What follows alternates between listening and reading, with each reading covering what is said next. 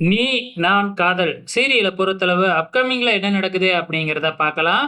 இப்ப முரளி சுந்தரி கிட்ட ஒரு புடவைய குடுத்து, இந்த புடவைய எப்படியாச்சும் பொறந்த நாளுக்கு அபி கட்டிக்கிற மாதிரி வச்சுருங்க அப்படின்னு சொல்லிக் குடுத்தாங்க இல்லையா? சுந்தரியும் அந்த புடவைய டைரக்ட்டா போய் குடுத்தா கண்டிப்பா சந்தேகம் வரும். அதனால பாட்டி மூலியமா அந்த புடவைய குடுத்து, நம்ம அபிய கட்டிக்கிற மாதிரி ஒரு ஏற்பாட பண்ணிடுறாங்க. நம்ம பாட்டியே கொண்டு போய் அந்த புடவைய குடுத்தா, நம்ம அபி வாங்கிக்காம இருப்பாங்களா?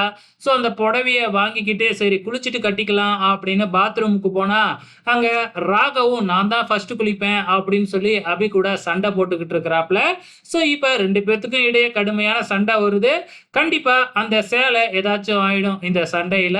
ஏன்னா, அபி அந்த சேலைய கையில வச்சுக்கிட்டு தான் சண்டை போட்டுக்கிட்டு இருக்கிறாங்க. இப்ப வீக்லி ப்ரோமோவ பார்த்திருப்போம். அப்ப கோயிலுக்கு போகும்பொழுது அபி வந்து முரளி குடுத்த சேலைய கட்டல, வேற சேலைய தான் கட்டியிருக்காங்க. ஸோ இத வச்சு பார்க்கும்பொழுது, முரளியோட சேலைய அபி கட்டல அப்படிங்கிறது நல்ல தெளிவா தெரியுது. கோயிலுக்கு நம்ம ராகவ் முரளிய அழைச்சுக்கிட்டு போறாங்க. அதுவரைக்கும் நம்ம ராகவ் அபி கிட்ட எதுவுமே சொல்லவே இல்ல. அபிக்கு நம்ம ராகவ் என்ன சர்ப்ரைஸ் வச்சிருக்கிறாரு அப்படிங்கிறத தான் தெரியல. பொறுத்திருந்து பார்க்கலாம்.